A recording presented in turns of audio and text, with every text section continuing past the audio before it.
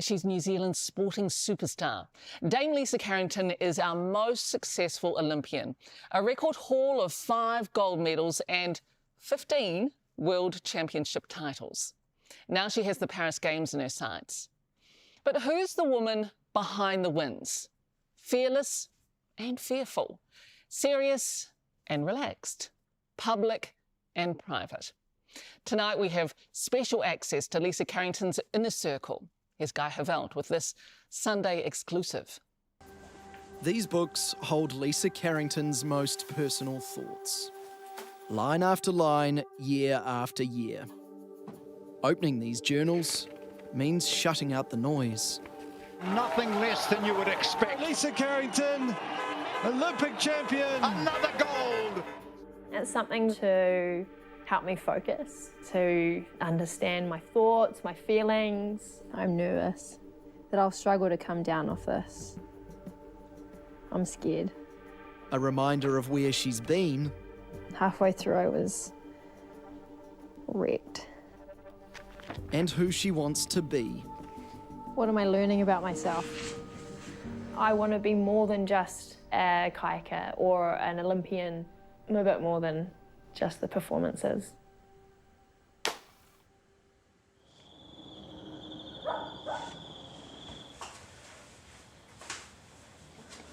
Up before dawn.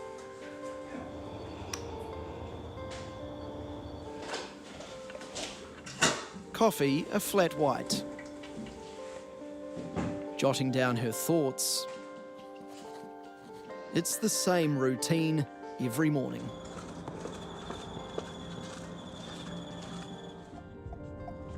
I try not to get there too early so that it doesn't force everyone to get there early. This is the Lisa we know. The elite athlete preparing for her 4th Olympics. Oh, are you afraid? On the water, she's the poster girl with the infectious laugh. Off the water, she's kept her personal life private until now. The lone Hellberg Award in her living room is the only sign of Lisa's success. Sticky. No trainers here, it's Sunday, so that means pizza for lunch. Nice. Oh, look at those bubbles. This is Lisa's husband, Michael, but she doesn't call him that. Do you want to make the next one? And we can't either. He prefers Bucky. It'd be very weird if she called me Michael. Does that happen? I'm never naughty enough. Colin the cavoodle, he's just Colin. Lisa and Bucky got together at a party about 15 years ago. I was probably quite taken by her smile, her laugh and her eyes. Our first date was a coffee in Takapuna, and she left me waiting for about 45 minutes because of trainings. I guess he knew what he was in for. Oh, nice. It reminds me of when we're in Italy in that cool-ass pizzeria place. Up on the hill. How far along the track did you kind of realise that he was the one? The one. Yeah. I bought the ring probably 6 years before I actually got down on one knee. Whilst I always knew that we would get married, it was kind of all about when it was the right time. There were a couple of moments where I thought this would have been perfect if only I bought the ring. Every moment we were going out, just the two of us, I thought, oh my God, this is it. No, not yet. Eventually, it was it. Did you know Bucky was going to propose? Yes, I did. Fiona Hastie's known Bucky since they were teenagers. So I think it's official. I was Bucky's friend first, and that's important. She was their celebrant in 2022. To be able to stay focused and connected to something for that long, you need a really good support network. And Bucky's a fundamental part of that. Someone that understands her and understands it, you know, so well. He's such a unique human in that way. Any friend of Bucky's is a friend of hers. We ended up flatting together was just after the London Olympics. Lisa Carrington! Lisa Carrington! Gold medal! It was her first. I remember really, really vividly when they came home from London, there was Olympic rings that were like wrapped up in electrical tape, the right colours, and they were on the wall as you walked in the front door. And we as a flat decided that we would fill their bedroom with gold and black balloons and then shut the door. And they got home at probably 2 in the morning to arguably what we thought was the best thing ever, but probably kind of annoying when all you wanted to do was just go to sleep. I just remember a bunch of the boys just diving on them, popping them, and yeah, it was fun. Dame Lisa is now our most successful Olympian. Does she show off, for want of a better term, the medals? Like, are they... No. Right.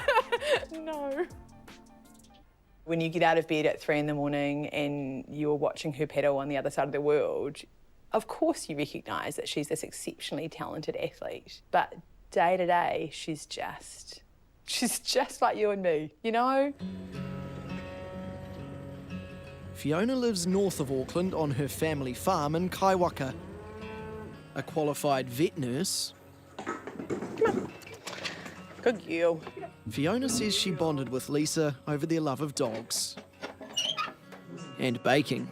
Creamy cupcakes, that's my first memory of probably quality time with Lisa. I love food. Food tastes good. All right, so what are we picking today? We're into the feed hours, autumn feed hours. And are you and Lisa competitive when it comes to cooking? Nah, not really. I'm not really the competitive one. Is she a calm cook? Or has she got a bit of Gordon Ramsay about her? I would say she's a calm cook.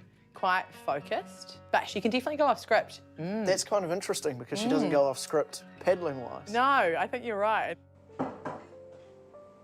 I feel like she's got a real talent in terms of taste and what can kind of go together.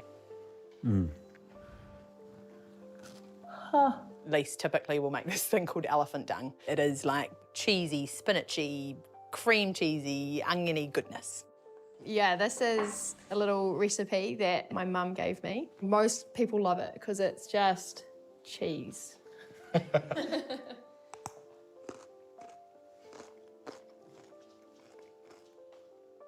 Very good. You were going to go double dip, weren't you? Look, I was thinking about it, yeah. Lisa says she has been judged for what she eats. I was eating an ice cream as an 18-year-old, and one of the senior coaches says, a second on the lips, a lifetime on the hips. Like, I still remember it. Lisa also knows what it's like to be judged for how she looks. I'm different. I look a bit different. Whether it's like, wow, the gun show's out, or you look bigger than you were last year. Sometimes I can just have the best perspective and go, you know what, I do have muscles, cool. Other days I'm like, oh wow, that really got me in a low moment. So these are a couple dresses that I have had made for me for the Halberg Awards, which has been really awesome. But being naturally shy, Lisa struggles at times being in the public eye. Yeah, so this is one that I had made strapless, which I still find tricky to wear. There are days when comments made me second guess what I'm wearing. Probably deep down it's just kind of fear of what people think. What's really awesome is being able to have dresses designed that suit my body and how I feel comfortable. So this other one is a really great example because it's long sleeve. You know, I'm still kind of working it out a bit. I guess it's when you wear it, you own it. So yeah, it's probably just a motto for life really, to own what you're doing and own what you're wearing. Coming up, the nerves I remember having a little chuck in behind the stands. and the pressure. I didn't feel quite like myself. I was out of kilter. What's the difference between Greek oregano and any other oregano? Read the bit. It's not going to go on your Italian pizza, is it? I think with Lisa and I, we have always enjoyed food, cooking. In the latter years, there's been a little bit of gardening, and particularly veggie gardening, because I'm always a fan of, you know, if you're going to grow it, you might as well be able to eat it. Do you have a worm farm, Theo? Nah, we've just got compost. Fiona Hastie's known Lisa Carrington for about 15 years Oopsies. and officiated at her wedding. One of the reasons that I decided to become a celebrant was to have a positive impact on people. And it's actually something that Lisa challenged me about many years ago. She sort of was like, well, you know, what's your why? What are you about? I want to ask you, what is your why? What is my why? I think it really sits around how I build the mana of my family, my community, my team. And so what's amazing, I guess, about your why is it can encompass more than just being what you do and kind of acknowledge all aspects of your life, especially through the stages of your life. Exciting. And that includes 8-year-old Lisa. There are things that I have learned, particularly around resilience, and I would love to be able to share those lessons with, you know, kids. There's some character concepts. How's this? So good. 8 years old, Lisa. 8 years old. Lean and sprightly. Lisa's been working on a children's book about her and Colin, out later this year. Her mum and dad, Coach, they're in it too. Oh my gosh. But there's one character they weren't expecting. 8-year-old Bucky, okay. That is so good. They've used a bit of creative license here. Lisa and her husband Bucky didn't know each other as kids, but he was into water sports. I chose surf club because it got me out of Sunday school. Bucky went on to become a world champion himself in surf lifesaving, so he understands Lisa's drive and why some things have had to wait. Kayaking has been her priority. Every decision we make as a couple has to be made with kayaking in mind. So, yeah, that's had its impact. We both want a family. You know, maybe 20 years ago, thinking about my future, I sort of thought by 40 years old, I'd have a couple of kids and they'd be running around with my mates' kids. So, you know, times there's been FOMO, maybe.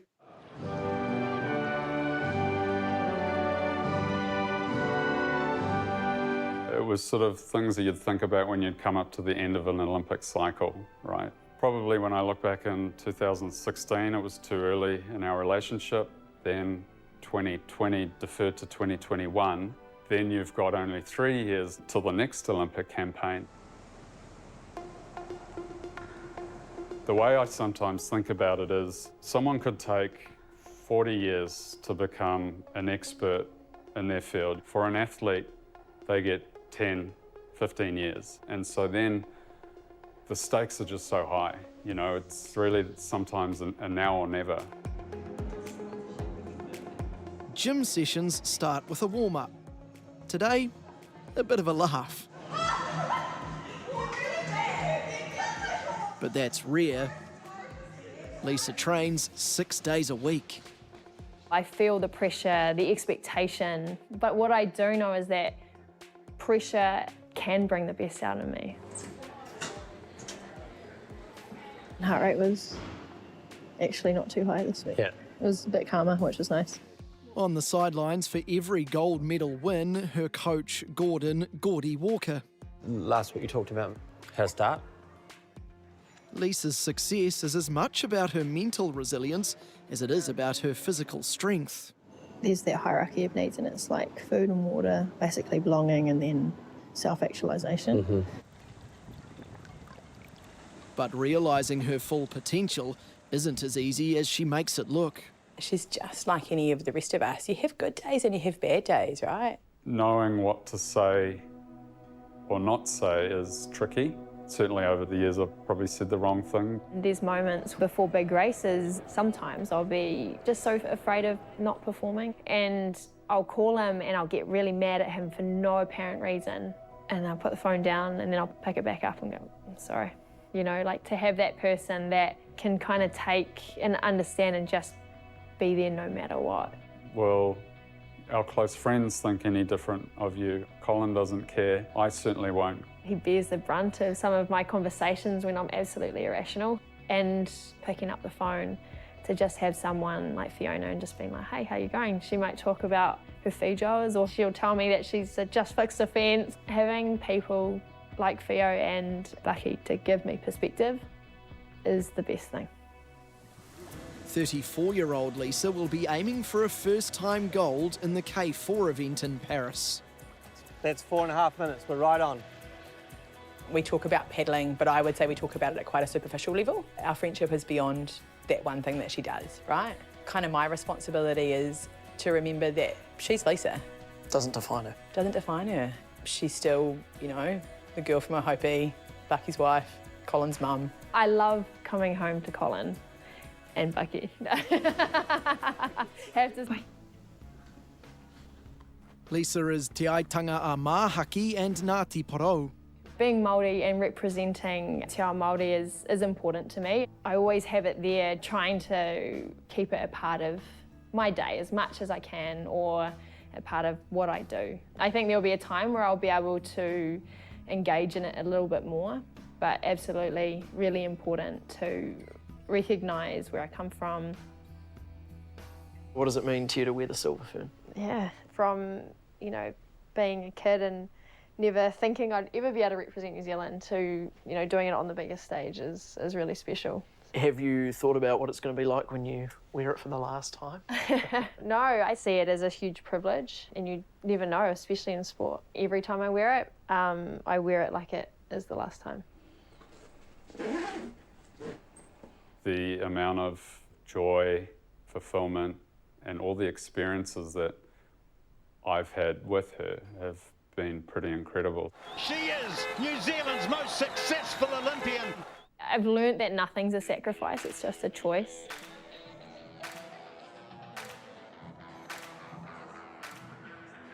I will be really disappointed if I lose. Absolutely, I will be distraught. But at the end of the day, sport's a game. A game that Lisa knows how to win. Man, I'm going to Paris, just so motivated, excited, and yeah, it's going to be a wicked Olympics. Well, there's fewer than 100 days until the start of the Olympics in July. Lisa and her teammates leave for Europe this coming Saturday, where they'll continue their build-up. Ka nui te mihi i te wahine toa. We're right behind you for another gold medal.